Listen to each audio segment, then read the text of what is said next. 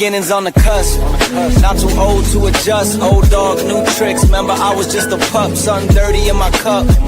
Clean soul, good.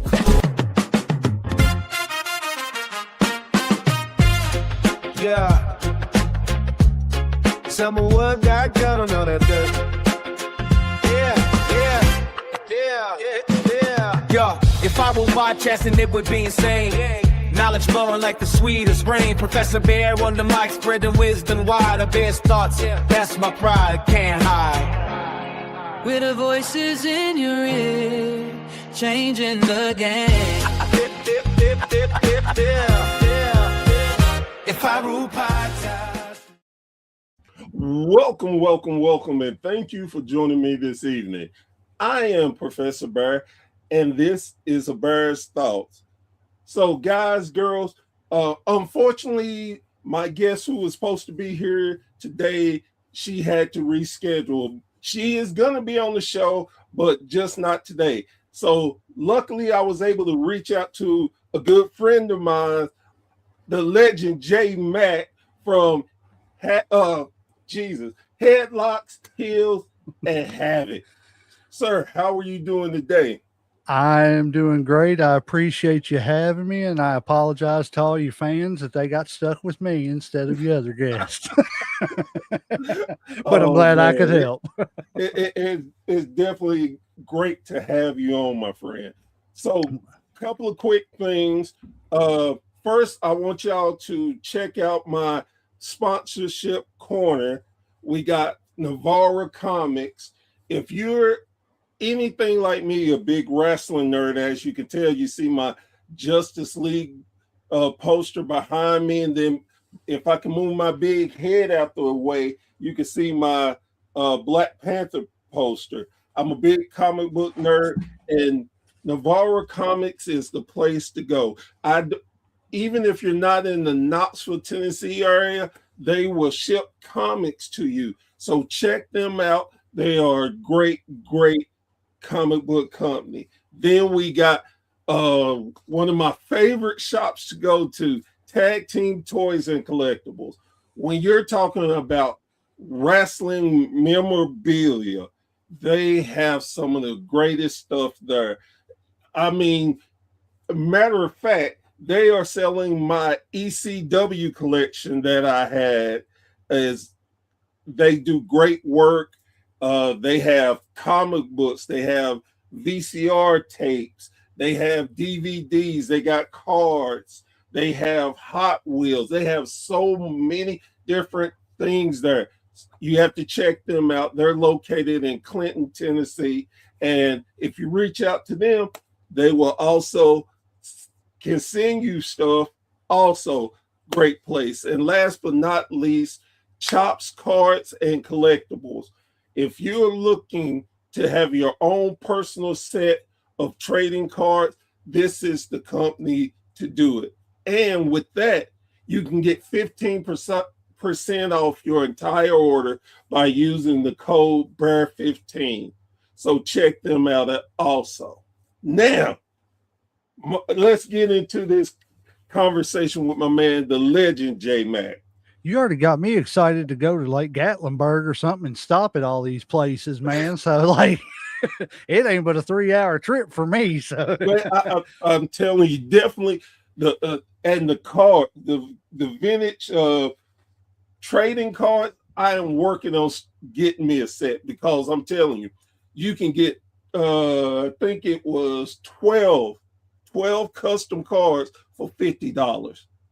I mean, wow. You really can't beat that anywhere. No, not at all. So that be a better business card anyway. Just hand that out, you know. Man, I'm telling you. And a matter of fact, I know a wrestler who's done that. His business cards are trading cards. It's amazing. Hey, you talk about a good idea for real, you know. Yeah. It's the guy's name. It's who, it's his picture, And he'll sign it. See, he's ahead of the curve. I'm telling you. You get a contact and a collectible all in one. Man, I'm telling you. So I wanted to ask you, I see that you're linking up and going to do the 4 Horsemen podcast. Man, tell me about that. So basically what it is we are 4 different independent podcasts that are just going to come together under one umbrella and kind of, just shoot each other guests and, things of that nature. It's just kind of piggybacking off of each other, helping each other with guests, promoting each other, just helping get each other's names out there and, kind of networking with each other, honestly and truthfully, to simplify it. I love it. It's a great idea. And with you saying that, it made me forget about this QR code. You don't know about it because I didn't even tell you. Guys, girls, man, make sure you hit that QR code. That would take you to Headlock, Heels, and Havoc's YouTube page.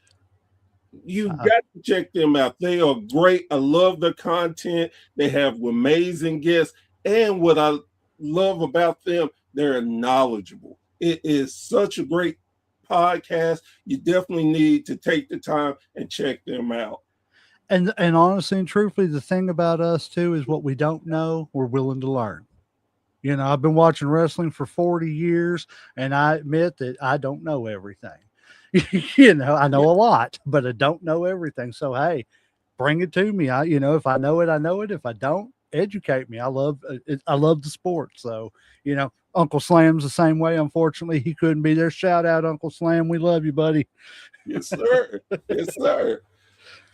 So let's talk about what's going on in wrestling. With WrestleMania around the corner, how do you feel about the card so far?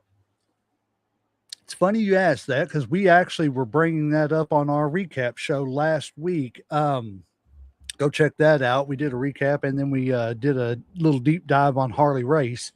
Found out a lot of interesting stuff about Harley Race that I did not know, but I'm a big Elvis fan. Found out that Elvis was a huge fan of Harley Race too. So, hey, that makes Harley great in my book too. But now, as far as the card, honestly, me and Uncle Slam were discussing this. There is something about this WrestleMania that the buildup is not there.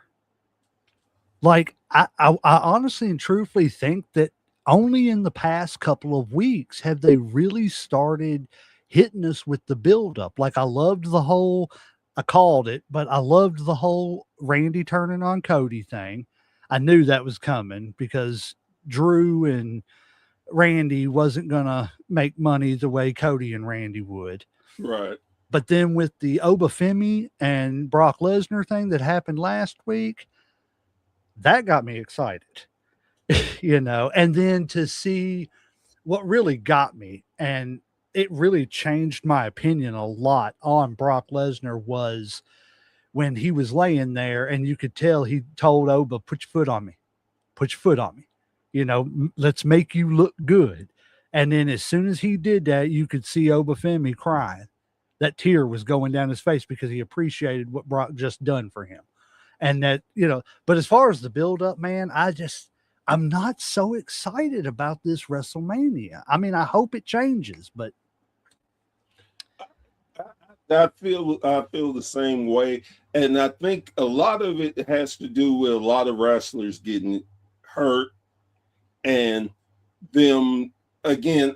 And this is something I always criticize WWE about, is they don't build up their mid-card guys and girls to step into the spotlight if someone gets hurt. Now, again, and let me say the Roman and CM Punk thing, I've enjoyed them going back and forth. I'll be lying if I say I didn't. but I don't care about Punk. I honestly don't. I just feel like, and maybe it's me looking at Punk as being a hypocrite, because everything he says, he's turned around and made comments about all the, when he was younger, he made all the comments about how the older guys were doing and stuff. Now he's turning around and doing the same damn thing. Yeah. And It was like he was anti-establishment. Now I'm just going to go ahead and be establishment now and everything. right. Yep. And now look, I'm okay. Everybody wants money.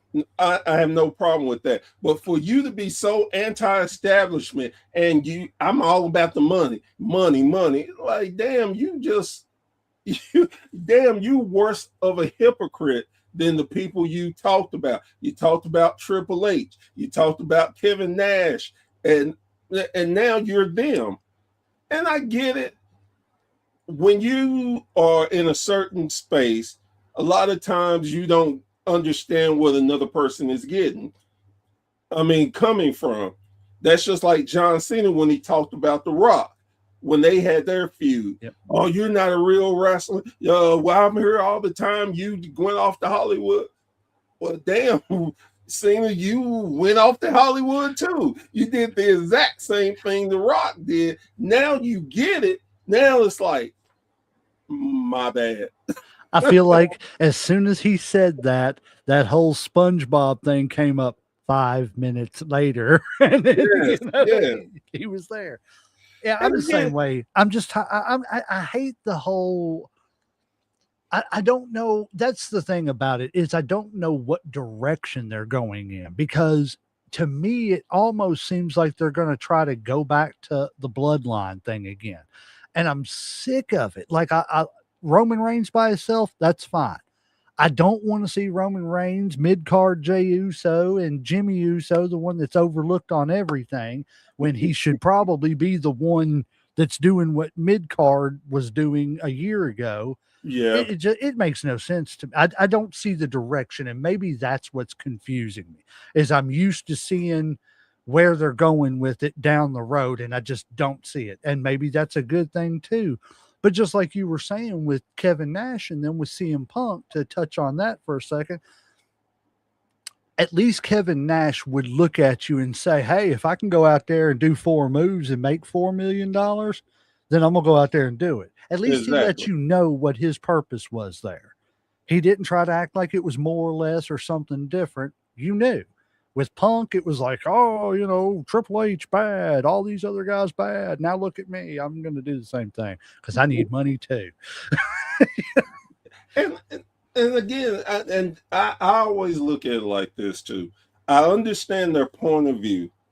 And again, people change. At the 30-year-old me is definitely different than the 52-year-old me. But in the same token, the way you came across, the way you dog people, the way you just went on, then you turn around when you were in AEW, you complained about the younger guys not listening and they didn't know how to work and they're about themselves, but you were about yourself. You had to go down a path. So don't criticize these kids for having to figure out what path again, it's like this. If you don't want to listen to me, that's fine. You don't have to. You walk your own path. But I'm not going to get salty or my feelings hurt because you won't do what I tell you to do. Well, don't. That's fine. That's your path, your thing. Then later on, if you see what I was trying to tell you and you want to talk about it, that's fine too. I guess that's what the thing with me and Punk stands. He's a hypocrite that won't say, hey, you know what? I did the same thing or whatever. He won't take responsibility. That's what bugged me about Punk. Just admit that, hey, I kind of seen the light. I can be this against the grain guy and still make money.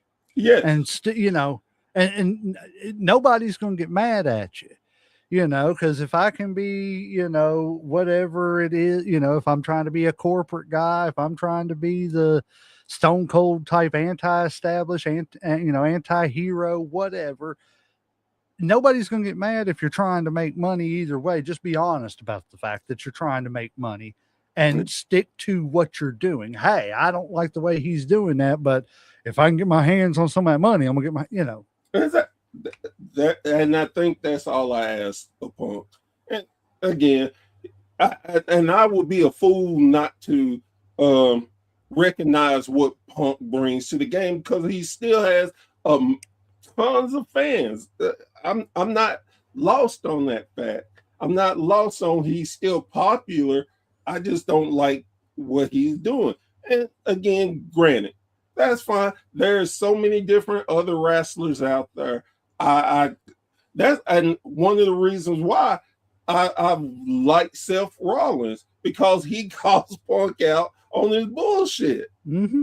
He's just straight up, I don't like you because you're a hypocrite. Exactly. And that's why I like Roman. Both of them can tell him you're a hypocrite. And when it's just something about Roman when he calls him Phil that just cracks me yes up. I agree 100%. Sorry, I don't know what happened to my camera there, sir. I'm still here. There it goes.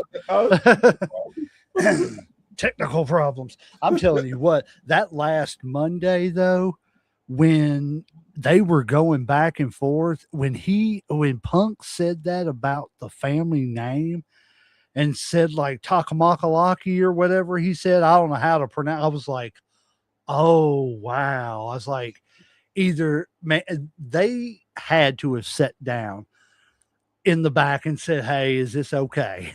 Oh yeah. Because if I'd have had to punch somebody if they was really making fun of my family name like that. I tell you what was funny to me is and again, another one of those things, Punk is a talker. Punk can draw emotions.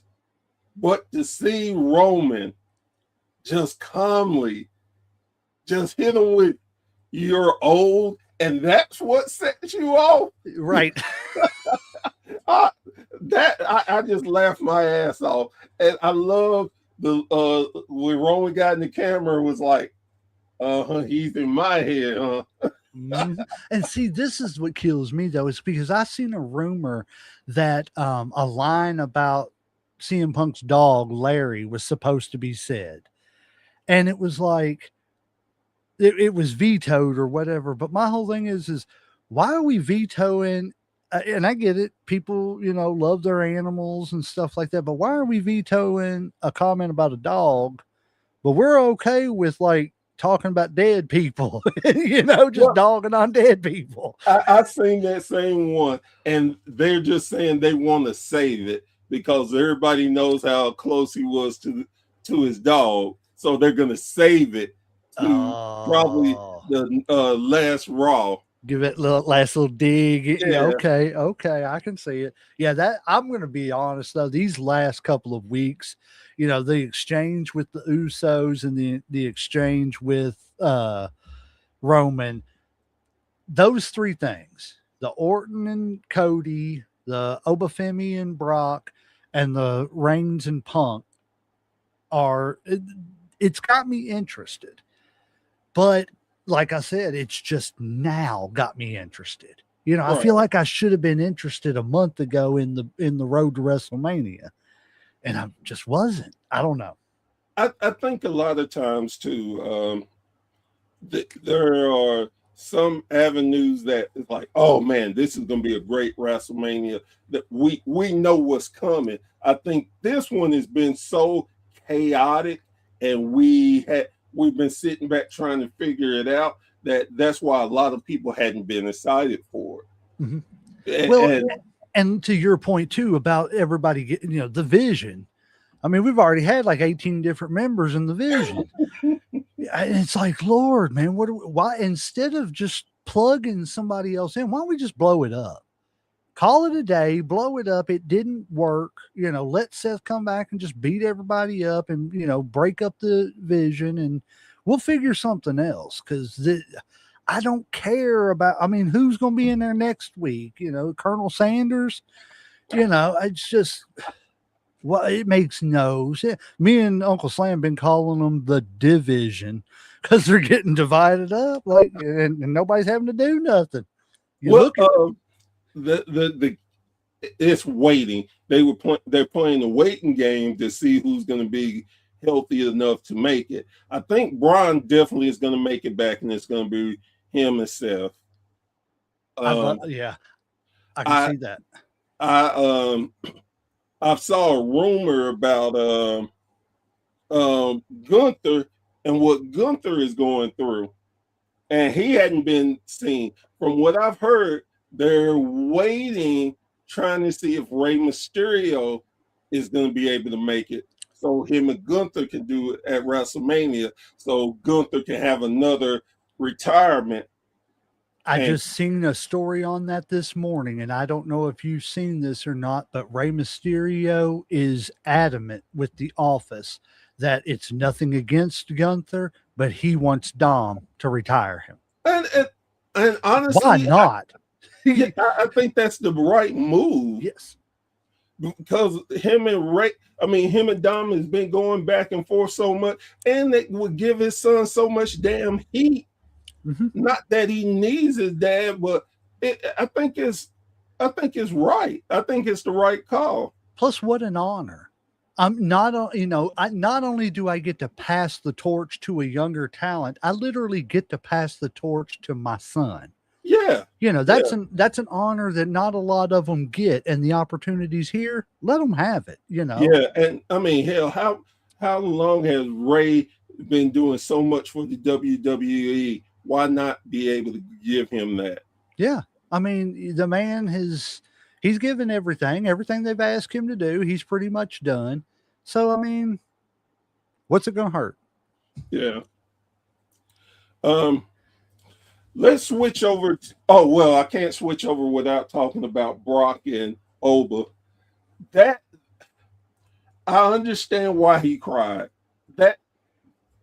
And I was telling somebody, I said, you can tell when Brock wants something to happen, because people don't give Brock enough credit for his selling. When Brock says, I want to sell for somebody or put somebody over, Brock goes all out. Yep. And that fall from grace looked like the greatest power bomb ever. Brock sold that. I would give him a damn Oscar for what he did. Right. And smart enough to say, put your foot on my chest. Yep. And the thing that got me about that, and like I said, it really changed my perspective on Brock, because for a long time I was like, Brock's prima donna, doesn't want to lose to anybody. But maybe it's not that he didn't want to lose to anybody. Maybe it just didn't make sense. Maybe Brock is just that much smarter than everybody and says, if it doesn't make sense, why would I lose to this person? Exactly. And maybe it harkens back to like the Hogan days and stuff like that. I'm not saying that Hogan didn't actually use it sometimes that he shouldn't have, but I think Brock, that showed me that Brock, even though he stepped away from the business, even though he's, since he's come back, been a part-timer, he still respects the business, and he cares about wrestling, and he remembers where his roots are. Yes. So if it makes sense, he's willing to go out there and make anybody look good. But if it don't make sense, why would I stop being the monster? Exactly. And man, that if they go ahead and Oba wins that, they've just put a rocket on his back. It's an amazing thing. And again, I have to give Brock credit. Like you said, a lot of us, I would include myself in that, think, oh, he's such a prima donna, he doesn't want to do business. No, he was doing business the right way, and we just didn't see it. Yep. So let me ask you a question, if you don't mind me turning the tables on you here real quick. Sure. We know that SummerSlam, I believe it's SummerSlam that's in Minnesota. Right. We know that's going to be Brock's last match because he's announced he's retiring this year.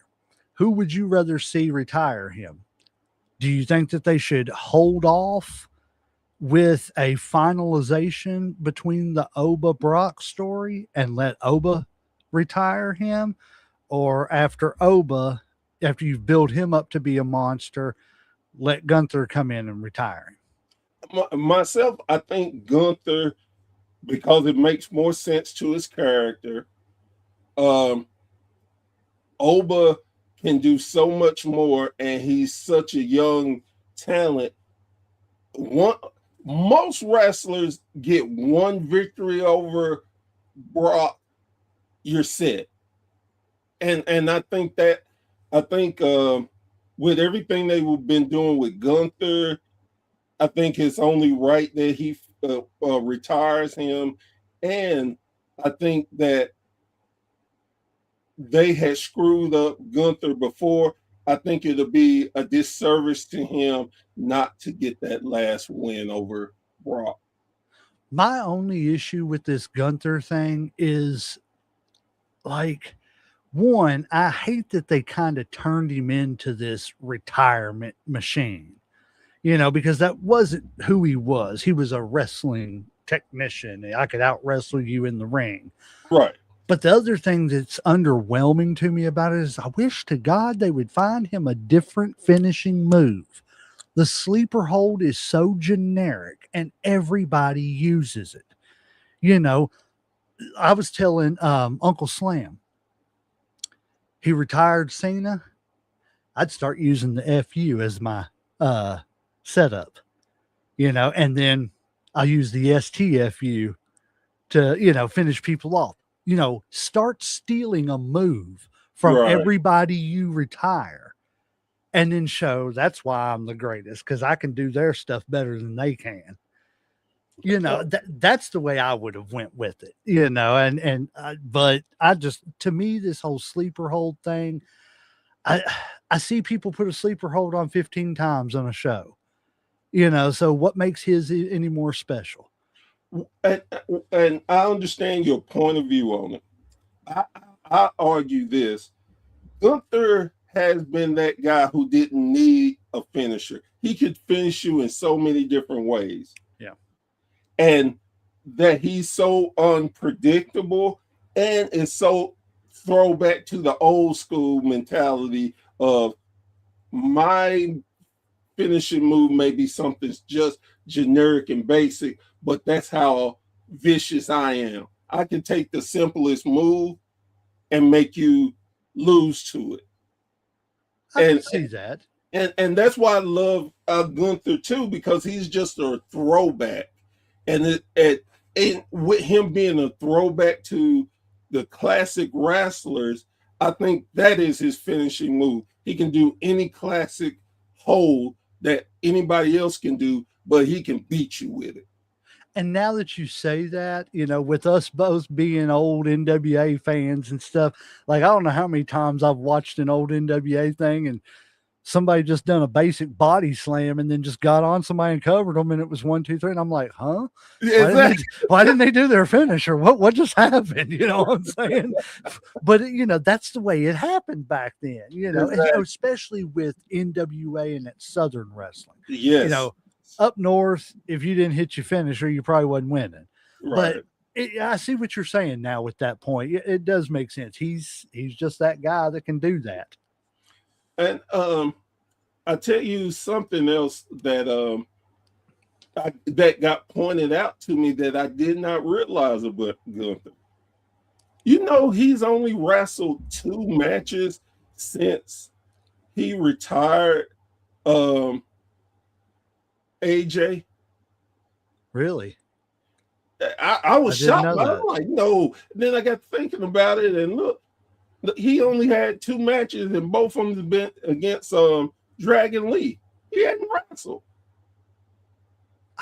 I wonder see, I hate when they do that. We like this again, me and Uncle Slam, we was talking about this. I hate when they build somebody up, then take them off TV. Or you give somebody a championship and I don't see them for a month and a half. Yeah.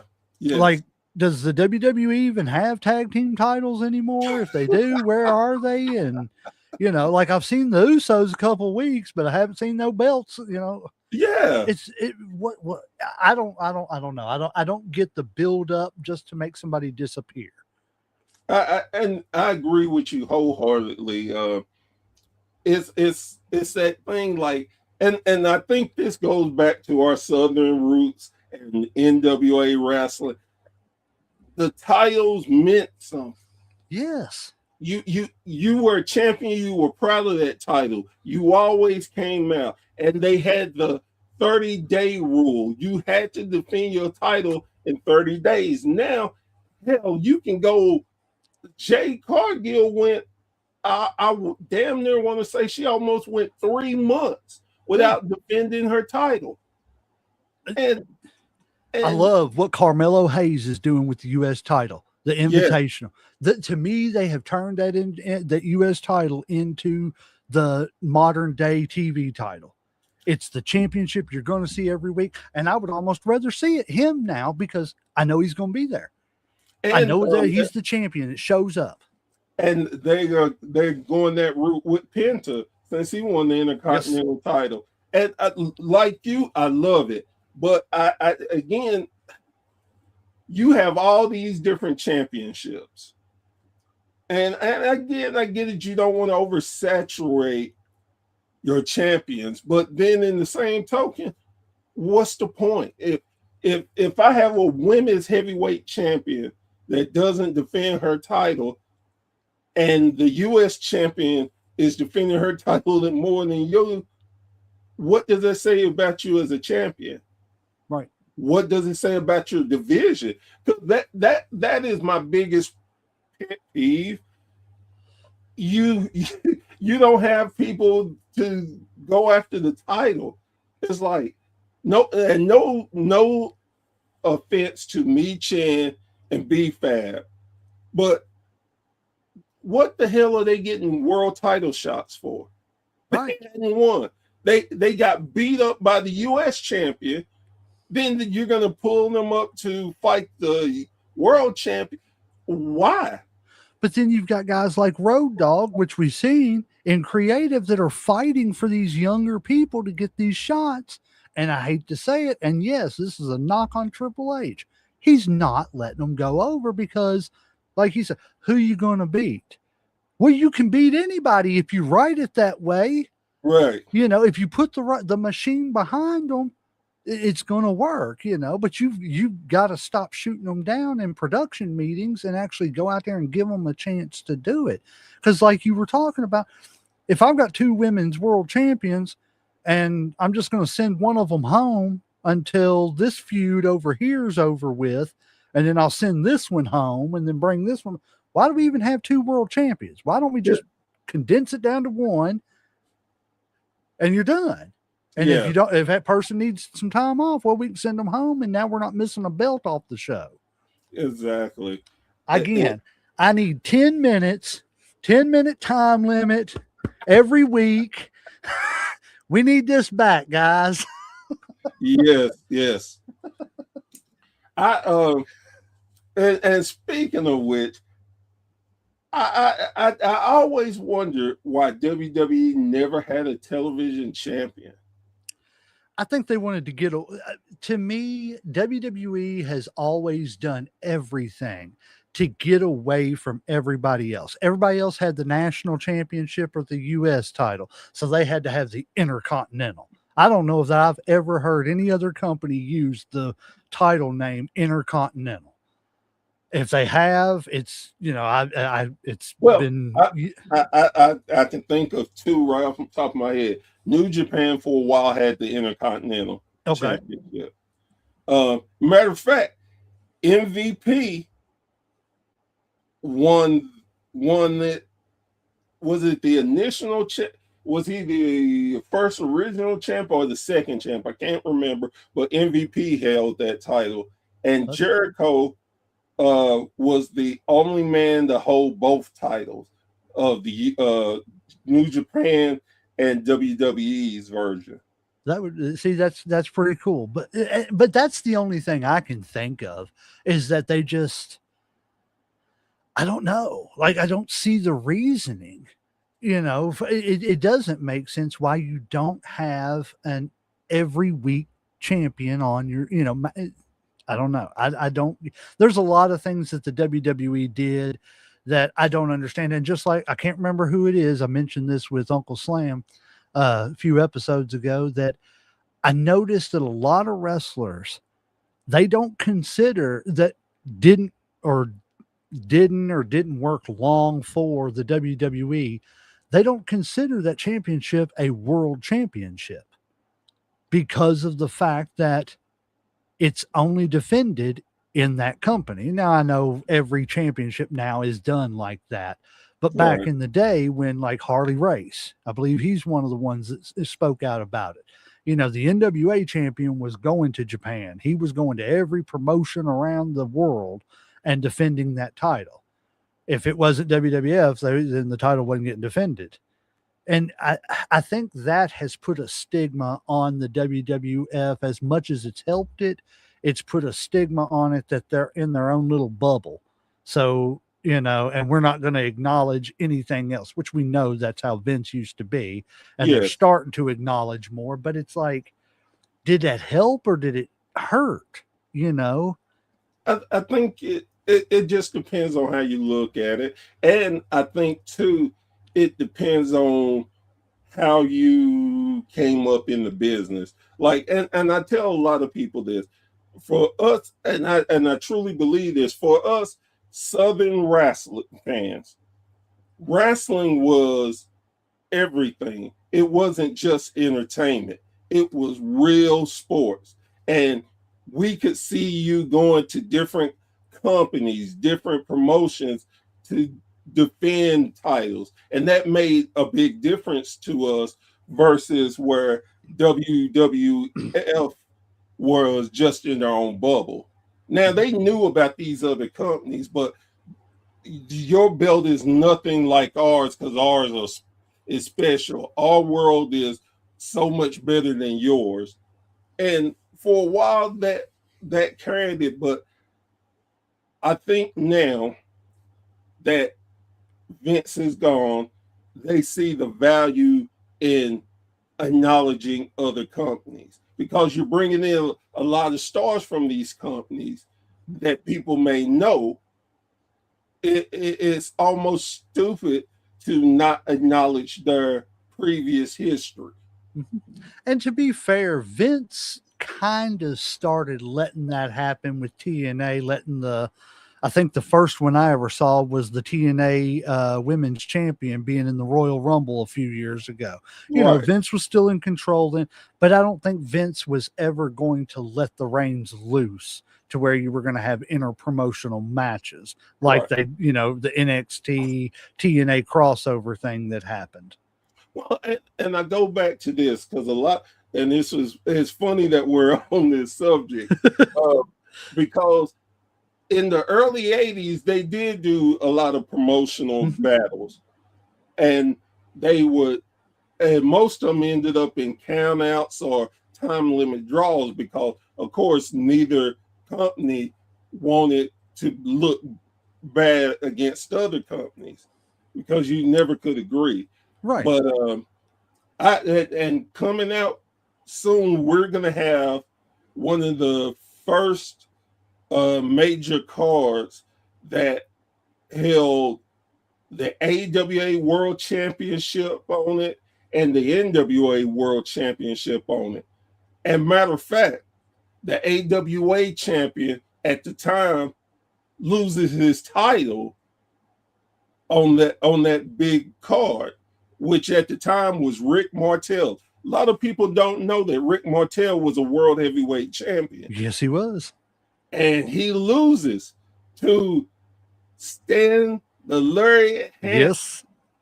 And it's on this card that's going to be coming up on our app that we're going to be getting back out very soon. And it's going to be amazing. We dive into a lot of history and a lot of different things.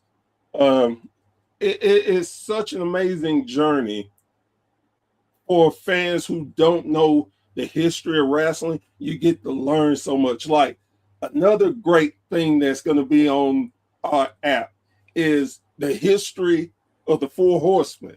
And we're not talking about just when they were doing. When I tell you the history, I'm talking about you find out how it started.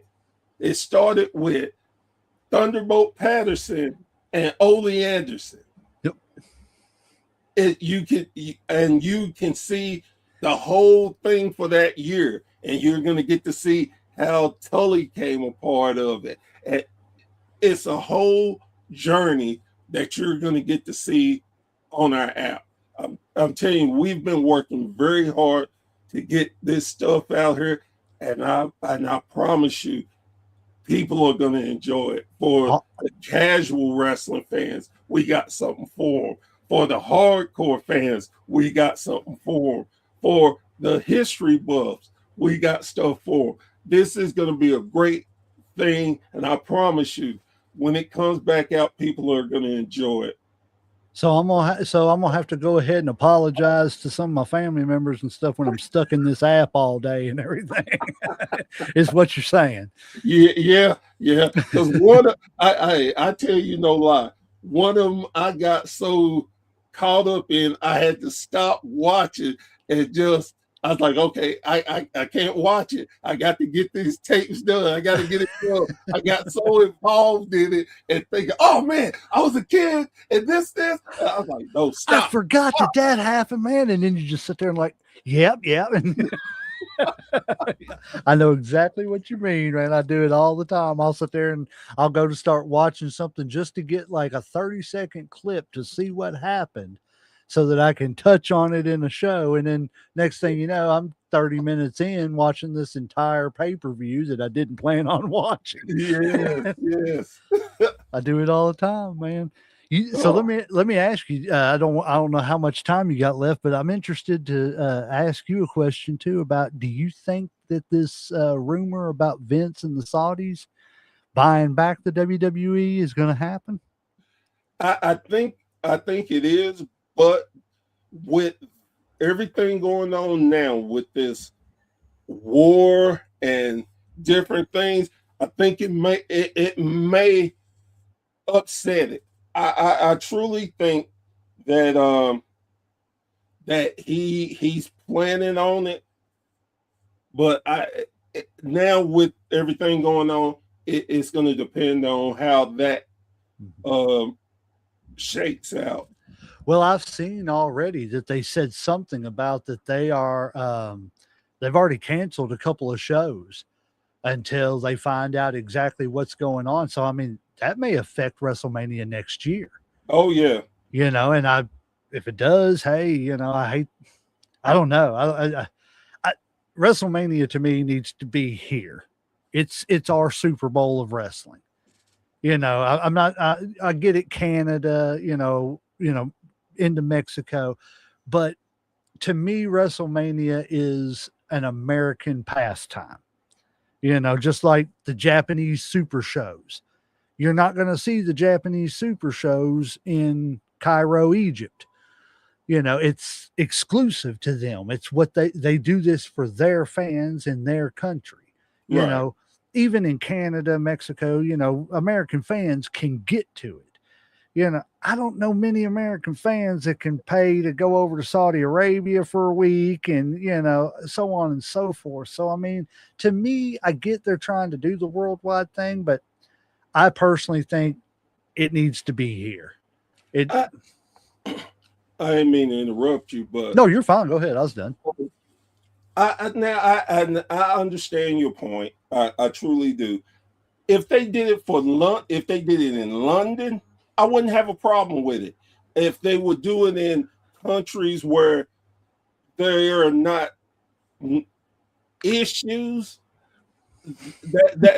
and again, I feel what you're talking about. But a lot of the European countries, I'm okay with, because I feel like they've done just as much as us American fans. And on top of that, we are not going to be able to get over like we would if it was in the US.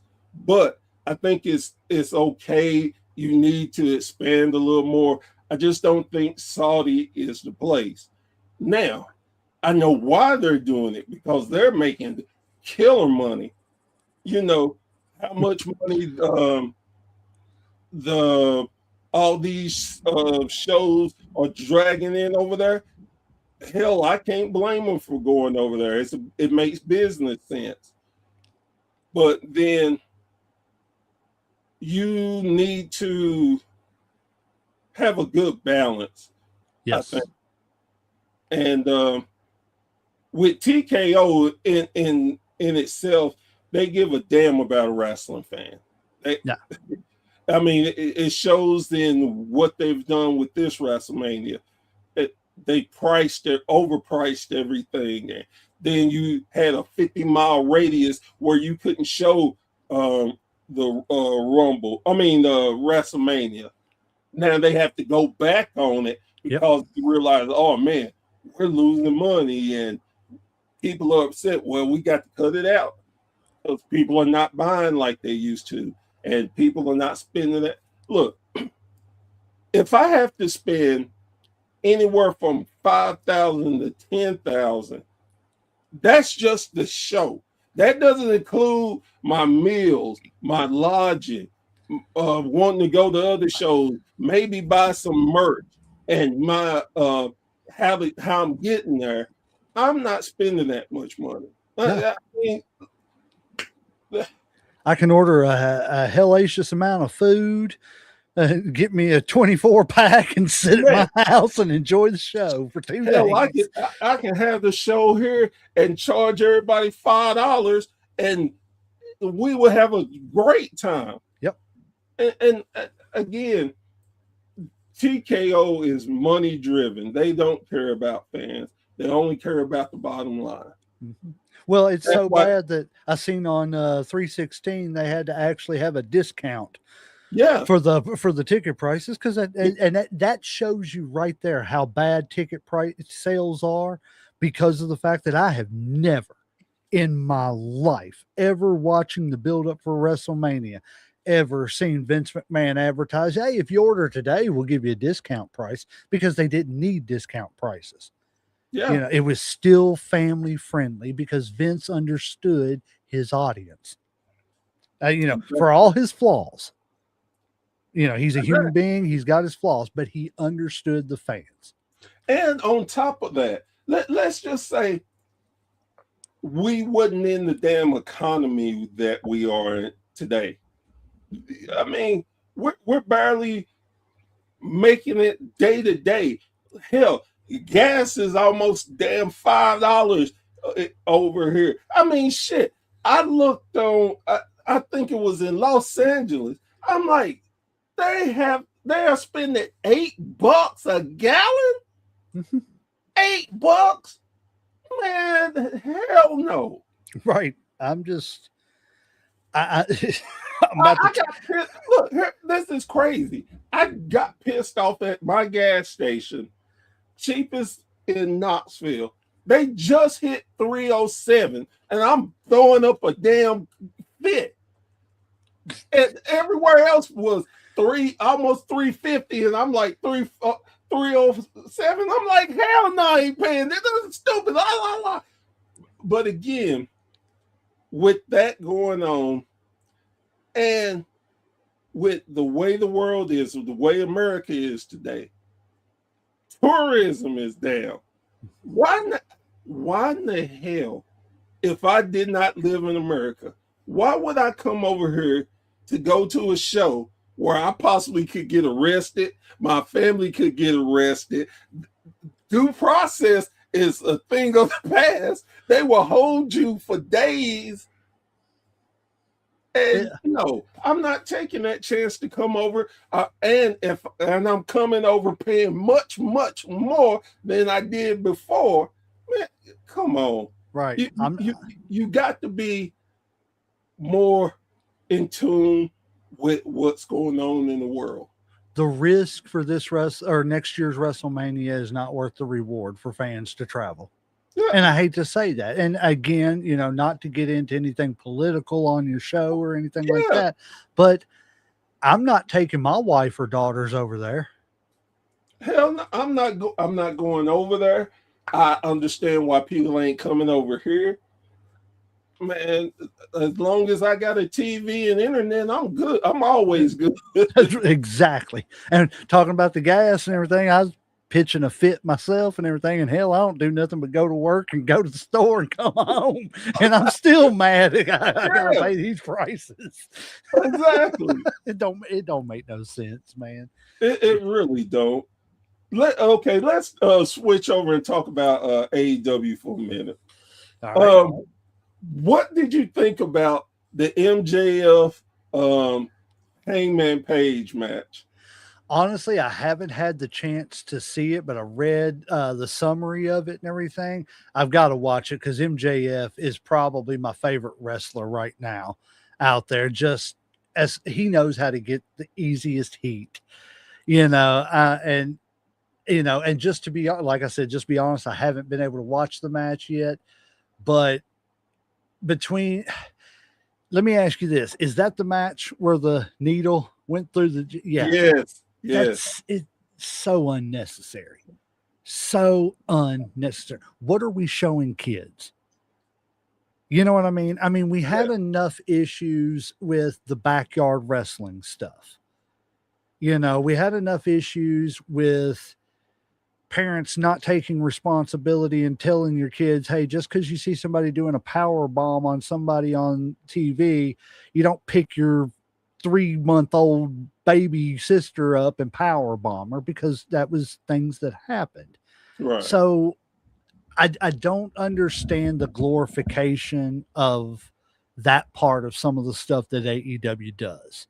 I think it's just for shock value, and it's totally unnecessary. I'm sure that when I watch that match will be enough on its own without that spot.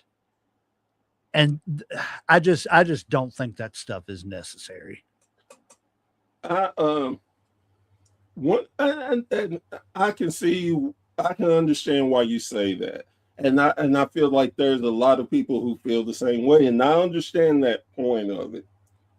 And my defense is, and this is what I usually go through, at least it's on pay-per-view. Yes. It's not on regular TV. So you have a buffer there. Yes. I think that, and these are some of the things too that go back to us being older wrestling fans. We saw that type of violence. Now, we didn't see the needles, but we saw violent things. Like I tell people all the time, ECW wasn't the originator of hardcore wrestling. No way. If you saw an Abdullah the Butcher match, you knew you were going to see at least a pint of blood. You were going to see a fork, possibly a fireball. Little hepatitis here and there. No, I'm just joking. Sorry. So I always tell people the violence has been there. I think for me, the match was great. I thought, knew it was going to be great. You had two great people who can work and do some amazing things. I love the fact that MJF came out in Terry Funk tights. Okay, I seen his legs and the tights, and I wasn't for sure, but as soon as I seen it, I was like, huh? Yeah. So that was one thing that was like, okay, I'm gonna have to go back and watch this and everything, see what's going on. He came out in the tights, had the cowboy hat. Like we always talk about, we're story-driven wrestling fans. I love the story that they told. It was just so amazing. And now, with Hangman cannot challenge for the world title, where do we go from here? See, that's one thing that I don't like that AEW has done a few times, especially with the Cody part and everything. And of course, it was Cody's decision where he was a part owner and stuff and everything. And which, to a point, I kind of see the, I don't know what to call it, but the looking out, I guess he was doing, to where he was showing everybody in that locker room, I'm not going to be a Hulk Hogan where the title's got to be on me. And I think I'm here to make everybody good, but you pigeonhole yourself, because then you can't set certain matches up. You can't set certain feuds up. It stops certain storylines that could happen, unless you do some kind of an angle where that stipulation gets thrown out, because he wins and everything. That's the only way I can see an out. But they're going to have to do that out at some point in time, because Hangman, I was going to say Hangman, when I first started watching, I wasn't sold on Hangman. Right. But he has definitely, over the past 5 years, built himself up to being what he is now. So sorry, I didn't mean to cut you off, but no. I was just going to give you, they already gave the out. Oh, did they? Okay. At the press conference, Tony Khan said that was a gentleman's agreement. It wasn't in the contract. So technically, he can go for the title. But he says that everybody knows what type of man Hangman is. He won't do it. But down the line, for some reason, he can jump out of it. So they've already gave the out to it. Okay. Well, at least they're doing that this time. Right. And for me, I'm glad. I knew he was going to lose. I had no doubt about that. I think that's good, because now this gets to create him to be a different wrestler and go after other titles. Now it's going to show value to the other titles that he decides to go after. Yeah. And like I told somebody else, I like, with Hangman out the way, there's another person can step up to be in the main event picture. And I'm like, and one rush right off the top of my head is Bobby Lashley. Yep. Him and MJF have history.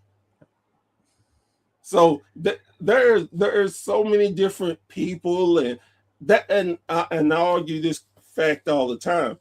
And I tell people, as much as a lot of people don't like AEW, and I can understand why they may not, I tell them they are better than WWE in this facet. They have enough contenders that legitimately can fight for the world title, make sense, and it's not the same 3 to 4 people. Like, no offense to Sami Zayn, but we all knew Sami wasn't beating Drew. Right.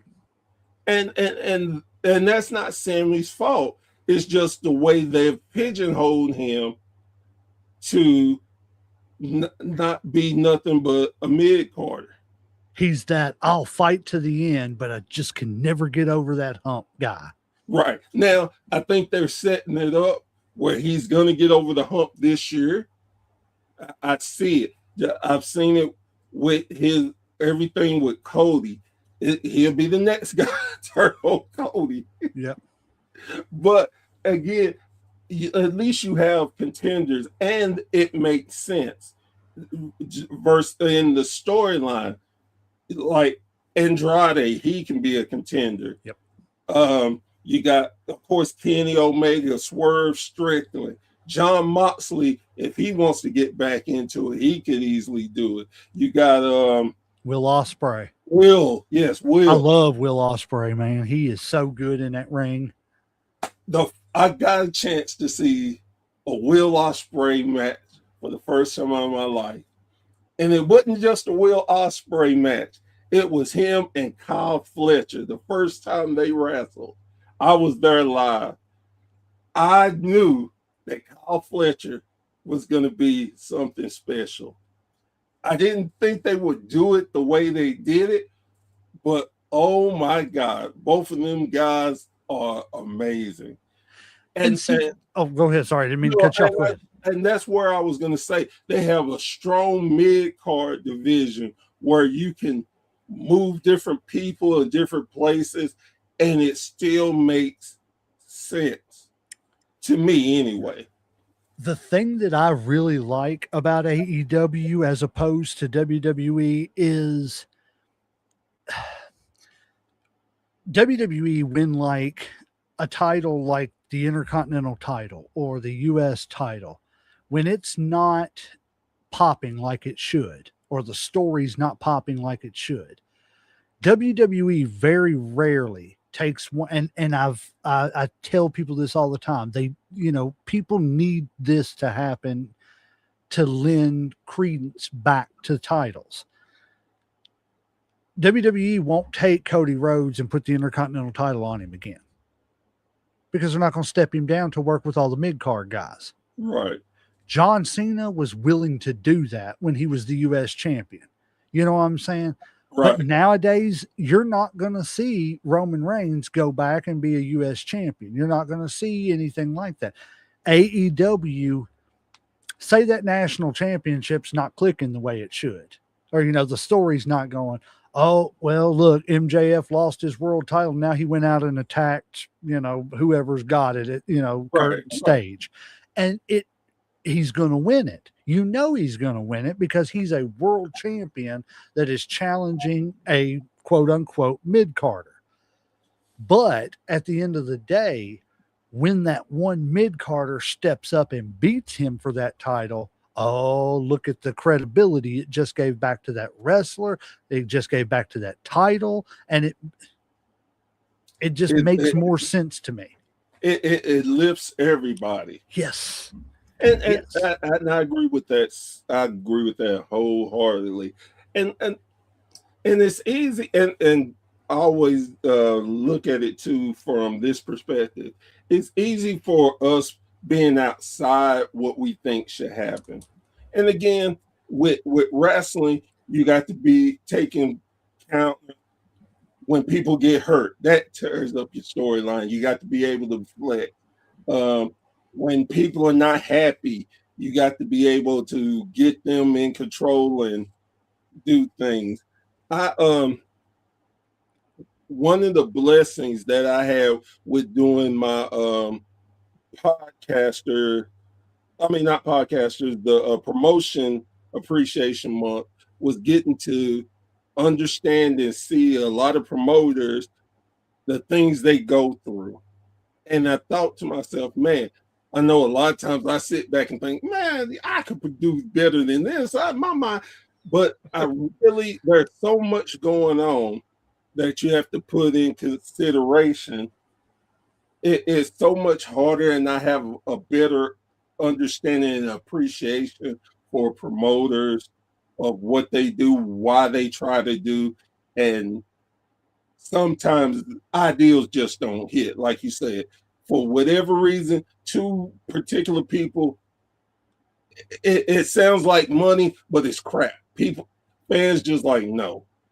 Hogan Flair. You got to learn how to pivot from that, how to get the fans back. Hogan Flair.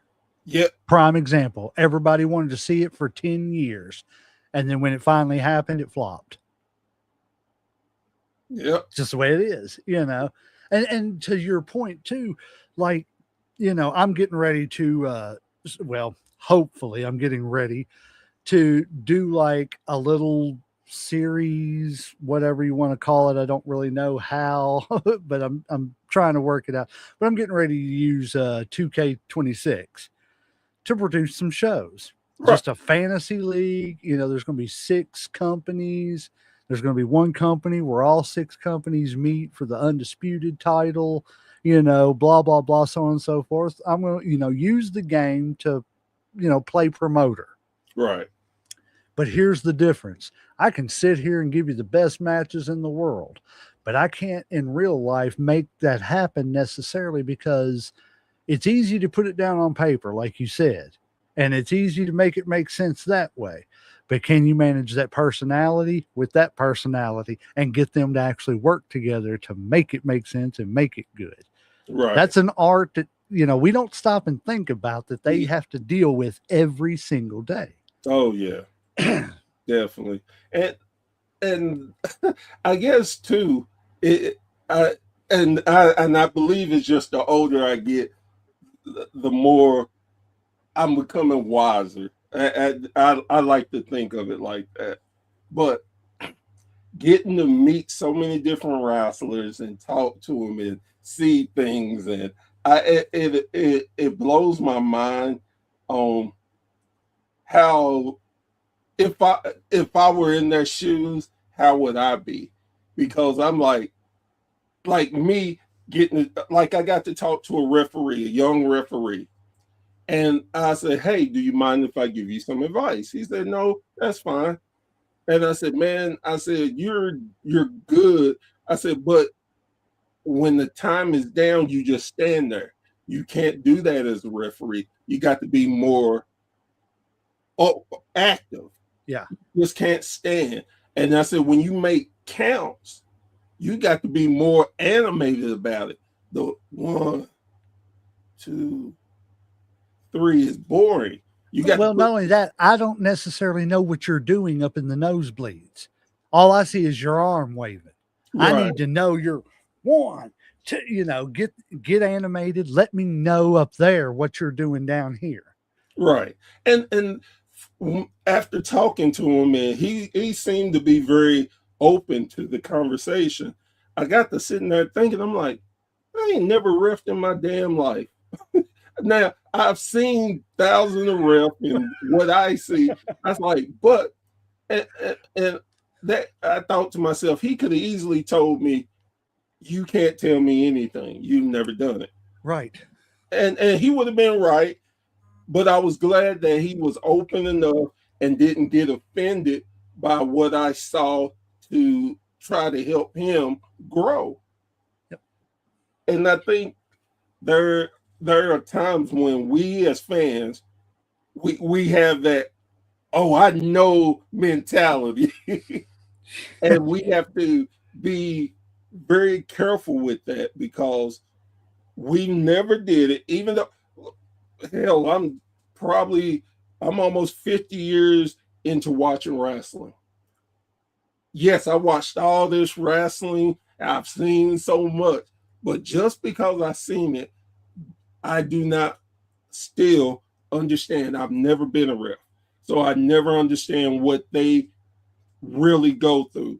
Okay, you're doing the ref thing, but then you got to let these guys know, "Hey, we got this much time." Yep. You got to watch out for some crazy fan jumping in the ring. You got to be there to try to break that up and so it's so much. And I never want to insult anyone and step out of line. So I'm definitely learning to have, if I want to say something, I preface it by, I don't mean to be offensive. I'm just telling you what I see from a fan's perspective. From the outside looking in. Yes. And that's it. Because as fans, we have to remember that, and as podcasters, we have to remember that, yes, we're analyzing it, but we've got to remember to analyze it from a fan's point of view. And too often we can get into the habit of trying to analyze it as if we know from a performer's point of view, just because we've watched it. Well, I got news for you. I ain't never taken the first flat back, and I ain't about to try to tell somebody how to wince, how not to wince, if they should scream or what. I'm going to tell you what I think I saw. Did it look fake? Hey, from a fan's point of view, it looked fake. It looked great, whatever. But, that's as far as I can go with it. And to me, like you said, I would be disrespecting the performers who have actually put their blood, sweat, and tears into crafting this art. Whether you're at the pinnacle of it or just starting out, you still have done more than I've done to this point in the business. Yes. And I always take it as a compliment when someone asks my opinion about something. Mm-hmm. I'm like, "Oh, okay, cool. That you're the athlete. I'm just the fan. I'm just the podcaster." No, but I know you've seen. I know you pay attention to stuff like that. I'm asking you for your point of view because I believe that will help me. Do I need to work on it more? Did you really believe it? Do I? Whatever you see, I'm appreciative of the advice you give me. And I have to catch myself sometimes too, because I'll make the comment, since I've been in the business, I'm not in the business. I'm a podcaster. I'm in no way, shape, or form in the business, so to speak. I have been allowed to step parallel to the business, and sometimes see a little insight, peek behind the curtain, but I'm not in the business, and I have to catch myself. Well, and I go back and forth with that because, like you, I'm like, no, I'm not in the business. Well, I have people tell me, no, you are in the business. You just on this level of the business. Don't take it. I'm like, no, I think I'm a good person and I'm good at what I do. I just don't want to be insulting to you. Exactly. Because you put in the work, you put in the training, you the one doing this. I'm not doing that. So I never want to be disrespectful. And I've had, like I said, I've had several like, no, you are a part of it. Don't take yourself lightly. I don't. I just want to be respectful. And that's me. I've had people tell me the same thing. And it's, I don't want to put myself up there like I've done something that somebody else has done way more. And who actually is in the business, it's exactly. I get to ride the coattails a little bit, and that's fine with me. I just thought about it now, honestly. I've been able to have conversation with, three world champions. I've been able to talk to a lot of people that are stars, legends, and it's so amazing to get to have those conversations and to enjoy what I do. It's almost like I'm cheating. Right. It's like, man, I put in a cheat code and I ended up here. Yeah. When you get to do things and then you never really think about it, like with Joe Kazana, him and his family, they're some of the nicest people in the world. And I was happened to be watching the history of Continental Wrestling, and I saw their grandfather. And I thought to myself, holy shit, they really have been in the business for 60, 70 years. Oh, wow. Continental, was that in Lexington or was that in Memphis? The Continental I'm talking about was owned by Robert and Ron Fuller out of Memphis. I mean, not Memphis, I'm sorry, out of Pensacola. Okay. I'm thinking of the PAFO, right. IWC. Yes. Yeah. And some of the history that I didn't realize I didn't know and learn, and some of the stuff that, like, I think a lot of people just think Hulk Hogan came out of nowhere and was just the orange and red. And as bad as I talked about Hogan, I never would say he didn't earn his dues, because I remember when he was in this area in Knoxville as Sterling Golden. Yes. and I laughed and thought, man, Knoxville has a lot of great history that I don't think a lot of people know about. I wish one time, like, that they would have done some kind of Hogan gets suspended. I mean, I know they did it with the Mr. America thing or whatever, right.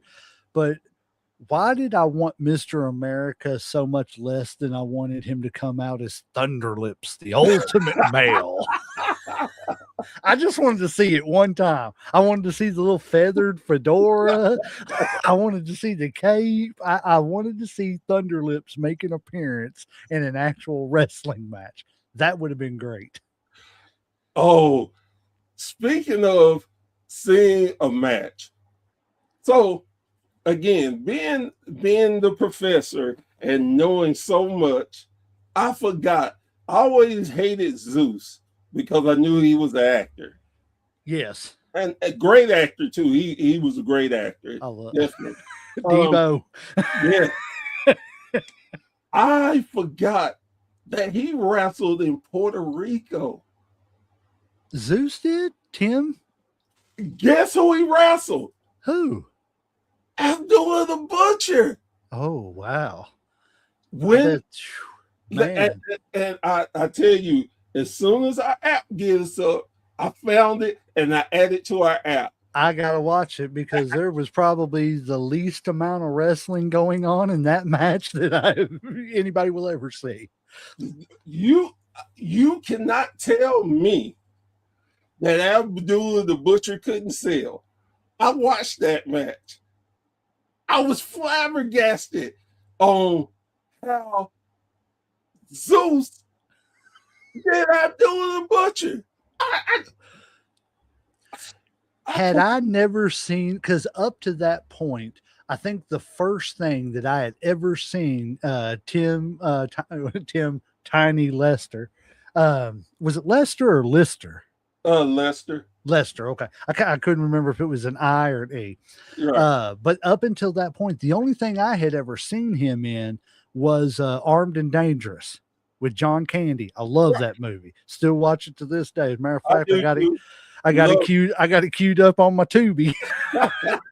But yeah, hey, shout out to Tubi. If you want to, pay anybody in this broadcast, you can come all over to Headlocks, pay the professor, anybody. We'll sponsor us. We'll talk about you. But no, that's the first thing I had ever seen him in. And if I hadn't seen him in that and just seen him show up in WWE, I would have never questioned it. But it's things like that again, that WWE did that made me, I couldn't fully invest into the story.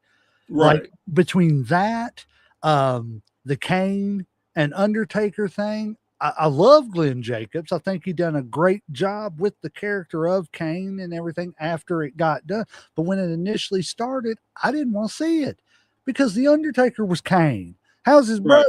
What, they just named them both Kane? Look, there's Kane, Kain and Kane. They just couldn't figure, a bunch of unoriginal bastards in their family, ain't it?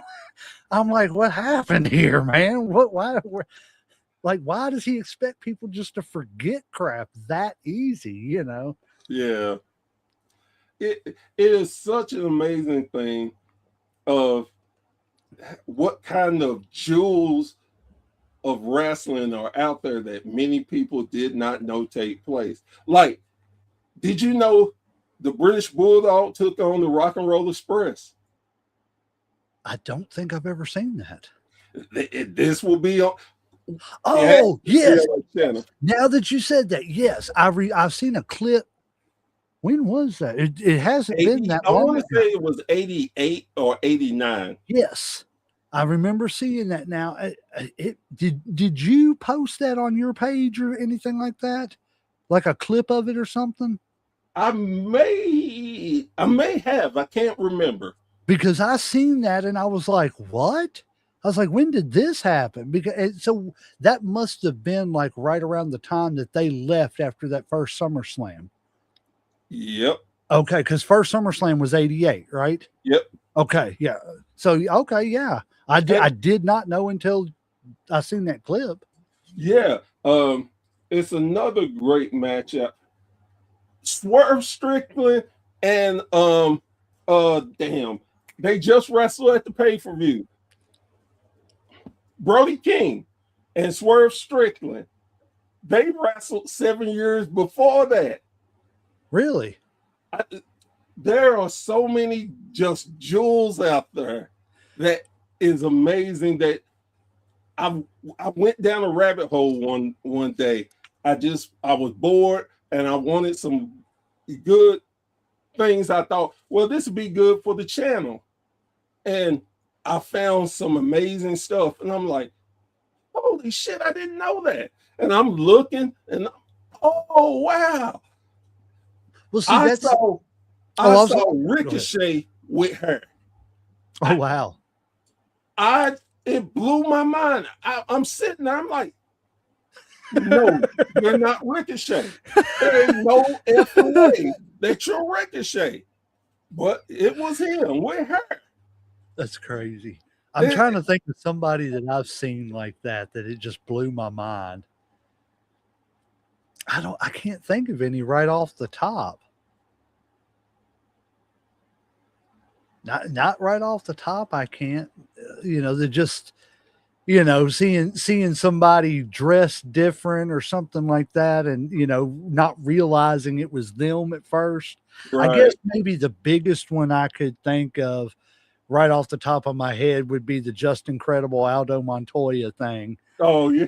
I mean, I don't even know what that is. Like, after I seen Just Incredible as Just Incredible, and I found out he was Aldo Montoya, I was like, why? Why would we give him that name?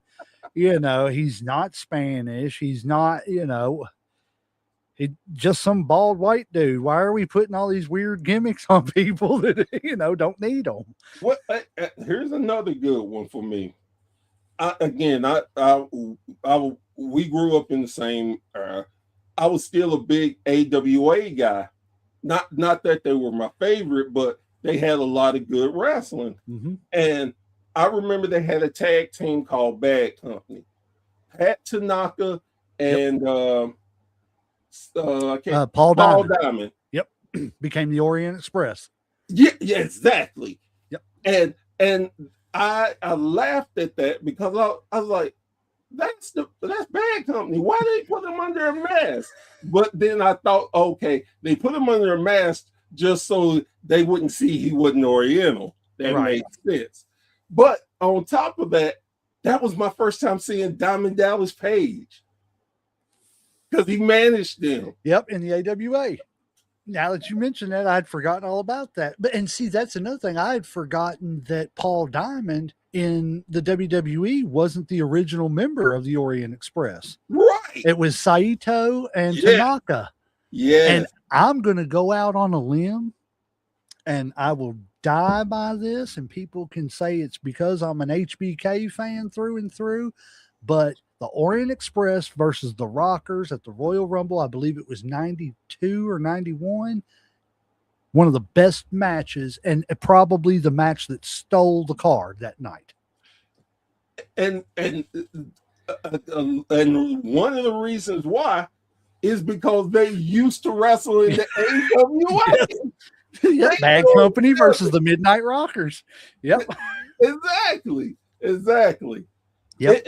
It's so amazing when you go down that rabbit hole of people and different things.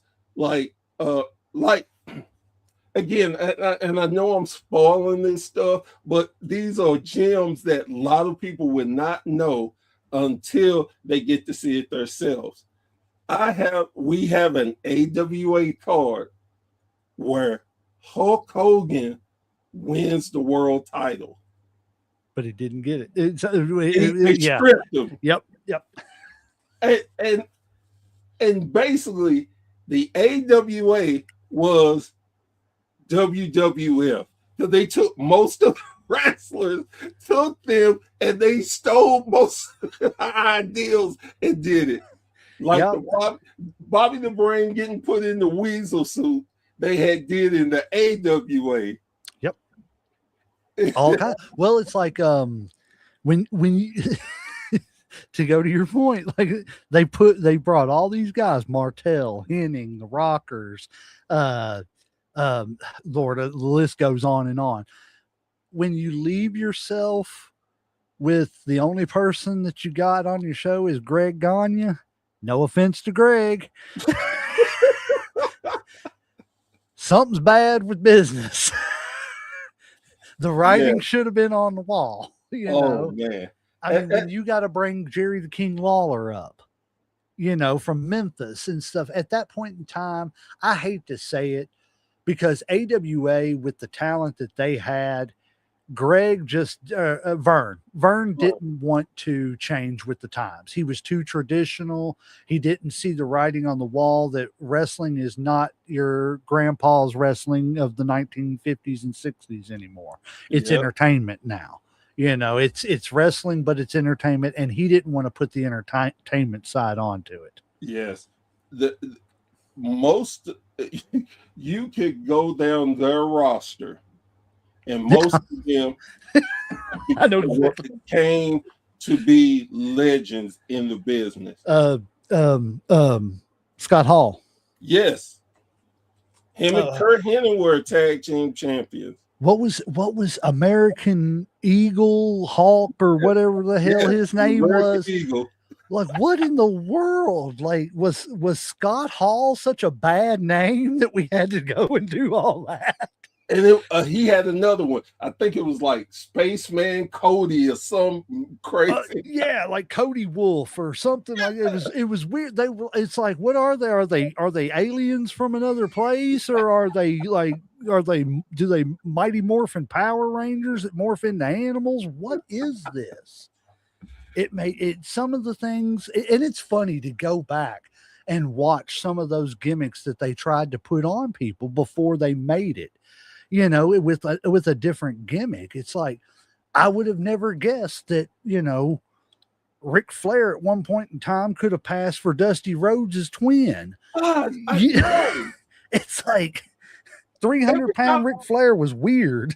Every time I see that picture, I'm like, there ain't no way that was Flair. No fucking way that was Ric Flair. And even with Dusty, Dusty was skinny as Dustin. Yeah. I was like, oh my God. I 100% agree with it. It's crazy to see this stuff. So let me ask you this. Do you think that Marty should get because I've seen the petition, shout out to Addie Janetti. I've talked to her a few times. Nice lady. Been trying to get Marty on the show and everything, but can't due to extenuating circumstances. But she's been putting out a petition to get Marty into the Hall of Fame. Do you think he deserves a Hall of Fame induction? And if so, do you think he deserves it as a singles or as a tag team with the Rockers? I think he does. I think he does deserve it, and I think as the tag team, and let me say this too. There's a lot of people that hadn't made the Hall of Fame. One comes to mind is the Dynamite Kid. Yes. And reason being because his daughter also is trying to have a petition for him to get in the Hall of Fame. I think a lot of people get left out the Hall of Fame for different reasons. And again, I'm gonna bring up a tag team that should have been in the Hall of Fame that haven't been, and I think it's pure bullshit. Is you got the Rock and Roll Express in there, but you don't have the Midnight Express. I thought they put the Midnight in. Did they not? I thought they did a few years ago. Nope, the Midnight has not went in. Jim Cornette has not been in. See, and again, no disrespect to the Rock and Roll Express. Love them. Yes, Ricky Morton is such a. I can actually call him a friend. He's a friend of mine. Love him. They deserve that. But if they deserve it, how in the hell their dance partners didn't deserve it? Exactly. Midnight Express has did so much, and they're not in the Hall of Fame. Yep. It's a travesty that Bobby, and it's nothing against anybody else that was in the Midnight Express. It's a travesty that Bobby Eaton is not in every Hall of Fame there ever has been across the world. That man was He didn't have the body. He may not have had the, great looks like, Lex and, all these other guys, Sean and stuff. But that man could go out there and work with anybody you put him in the ring with, and he could make the story believable. Top 10 wrestler, in my opinion, all time. The old saying, you put him up against a mop, you'll be cheering that mop before the match is over. I would have liked to have seen, and I know I say this a lot because we've said this on our show about we may have brought it up with you too, about how just the petty rivalry between Sean and Brett robbed us of so many great matches.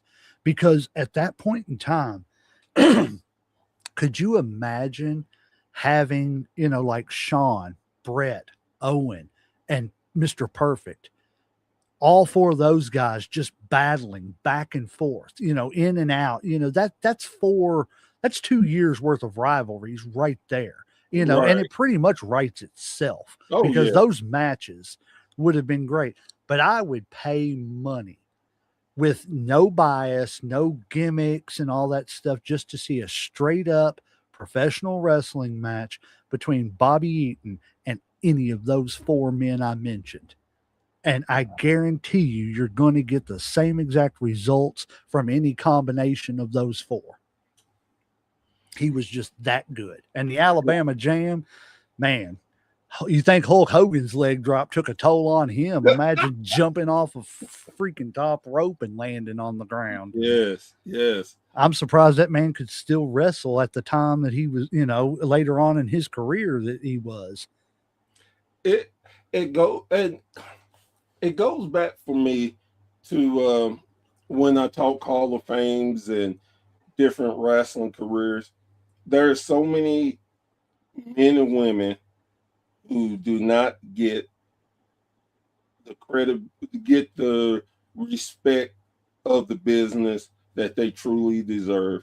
There are so many indie wrestlers that made people look like $1 million that they would never get their just due because we never look at them the right way.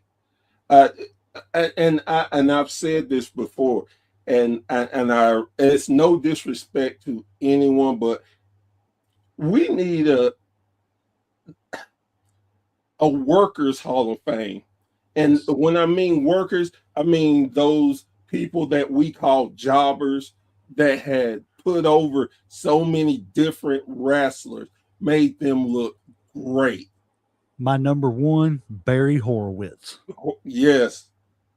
Great wrestler, could go with anybody. And I actually enjoyed whenever the WWF actually gave him that little push there that was great. I was like, wow, man, Barry Horowitz is doing something, man. All I've ever seen is him get beat up and everything.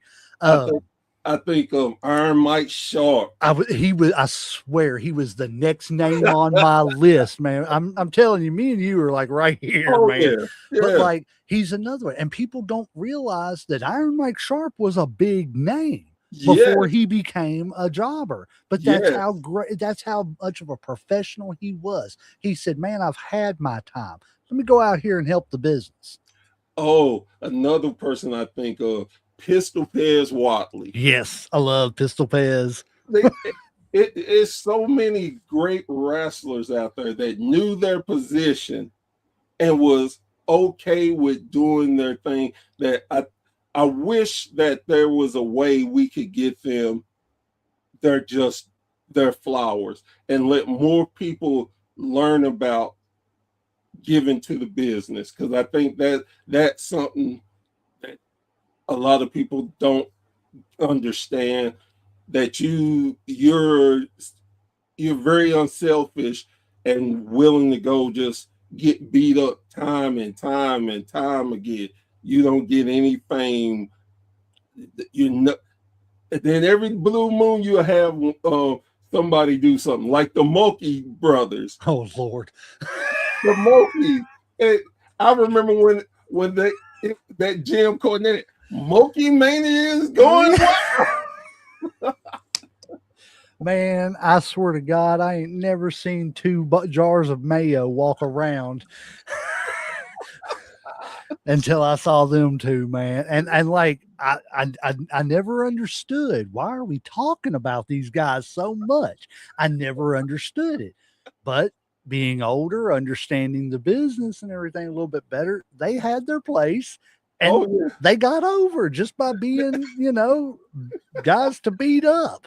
I remember as a kid thinking, oh, I turned him a new one. Let me get like, I'm 7 years old and I can beat this Mayo up. oh man. Ain't even Miracle Whip. It's so funny that now I sit back and watch matches and certain people, I'm like, I need to make a shirt of them. I need to just start walking around and people ask me, who is that? So I can have a reason to tell the story. Now you got me wanting to make a Mulkey Mania shirt. I tell you what I have. So I do make shirts every now and then. I got a pistol pins that I just hadn't made the shirt yet. I got to get pistol pins and start walking around with that. Yes, sir. I need me a Barry Horowitz with a big thing on the back, man. That'd be great. Oh, man. I'm gonna tell Superfly Johnny Lee, because he wears the sequin jacket. He needs to get him a handprint just on the back there in honor of Barry Horowitz. I tell you, I really am glad to see that finally whatever got through and that Axe and Smash are getting into the Hall of Fame. Yes. Long overdue. I hate that Crush ain't going with them, but I understand why. He was only there for a short amount of time. Yeah. Again, goes back to, I can't believe certain people are not in the Hall of Fame. As much as I hated Axe and Smash, because for me, they were the Road Warriors ripoff. It was the Temu Warriors. You couldn't argue their title run. I don't give a damn who you are. They had the longest run for over 30 years. I mean, it's amazing. One of the few teams or single wrestlers that have a win over Andre the Giant. Yes. For a title. Yeah. They beat the Colossal Connection. I never understood it. And I was sitting there listening to an interview. I can't remember who it was that was talking to him, but he had Axe and Smash. I was trying to say their real names, and it just Barry Dorso and Bill Lord Edie. That's what I couldn't think of his last name. Saved my life. But they had him on and was doing like a little interview with them.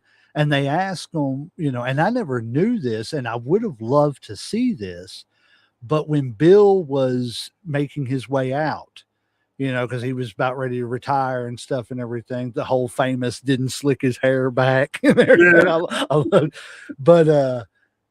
when that was supposed to happen, they actually wanted him, not they as in the company, but Axe and Smash and Crush wanted him to transition to being their manager and letting it carry on with Smash and Crush. I think that would have worked. Oh yeah. And I don't know why they didn't I don't know why. I think the reason they gave up on it was because it was like, oh, we got the Road Warriors now, so we don't need them. And it's like, man, it's so disingenuous, because Lord, we got one Road Warriors or Legion of Doom versus Demolition match, and it was pretty much a squash match. And it was like, that could have been a 2-year run, back and forth and stuff. It made some of the stuff just makes no sense. But I'm so glad to see them guys get in. Oh yeah, I am too. So far, I have to say this has been my favorite Hall of Fame inductions. I've never been a big Stephanie fan. I hated Stephanie to my core. But when they announced her going in, I was like, that's the right thing to do. She does so much for the business. She definitely deserves it. I hated her, but that's because she did her job. Exactly. For the same reason I hated the $1 Million Man, and for the same reason I hate the Miz, you know, they just did their job. Exactly.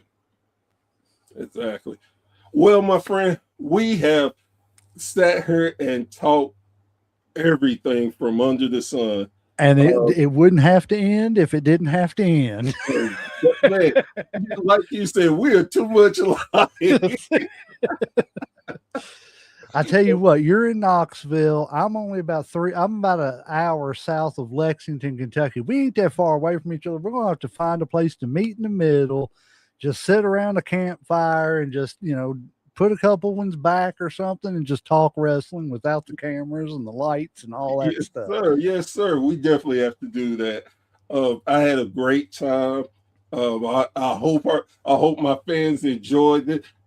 And again, what I love more than anything, we were able to drop so much history on them that I think that's what I love to do, is talk the history and let people go and start finding out. Because again, whether you are a modern wrestling day fan or an old school wrestling fan, wrestling has so much great different things you can learn from it, and stories and tales that you've never heard of, or even, like I was telling you, matches you never heard of that we're going to be hopefully bringing very soon to the app, that I think people are going to enjoy and be shocked by a lot of stuff they see. Yeah, please let me know when you get that app up and going, because I'm definitely downloading it, and I will tell Uncle Slam and everybody I know to download it, because I mean, I'm like you. I love the old stuff. I love the new stuff too. Not as much as the old stuff, but that's just personal preference. But yeah, seeing stuff like matches I've never seen and stuff and everything, you know, that's right down my alley, and I'll be staring at my phone for hours, and my eye doctor ain't gonna like it, but that's all right. Yeah, I definitely get it. I'll wear my sunglasses while I'm doing it, cut down on the rays. They're polarized. There you go. I don't know what that means, but the guy at the store said it was good. So. Cost me $50 extra. Well, again, my friend, you are always welcome on the show. We'll definitely be doing this again. Sounds good. Come, and same invitation to you for Headlocks, man. Anytime you want to come, just let us know and we'll get it done. All right, my friend. Guys, girls, thank you so much for joining me today on this another amazing episode.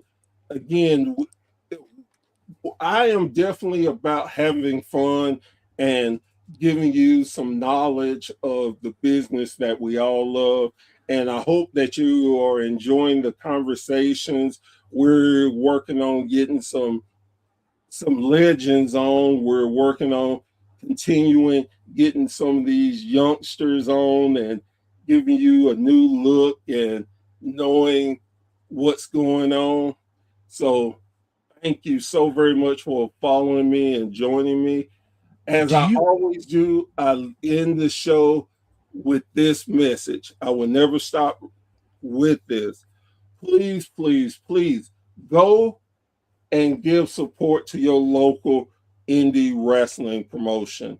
You never know who they have there that are busting their tails to entertain us wrestling fans, and they just need our support. And it is so much cheaper than mortgaging your house to go see one WWE match. And risking imprisonment in other countries. And Exactly. Do you mind me saying one thing before we take off? I was just going to say, tomorrow night, 8:00, we are going to have OG Ugly and his wife, Nina Darling, on. And after that, we're going to be flipping over to one of the members of the Four Horsemen of Podcasting, the Sloans. It's a mother-daughter combination out of Southern Indiana. They are wonderful. They cover all kinds of wrestling, independence, everything. Great, just tune in and enjoy their shows too and everything. Sorry, just had to plug a couple of things there and everything. Not a problem at all. Guys, girls, again, please go support your local wrestling. Yes. With that being said, I am Professor Bear. This has been a Bear's Thought, and we will see you around the campfire very, very soon. Y'all take care.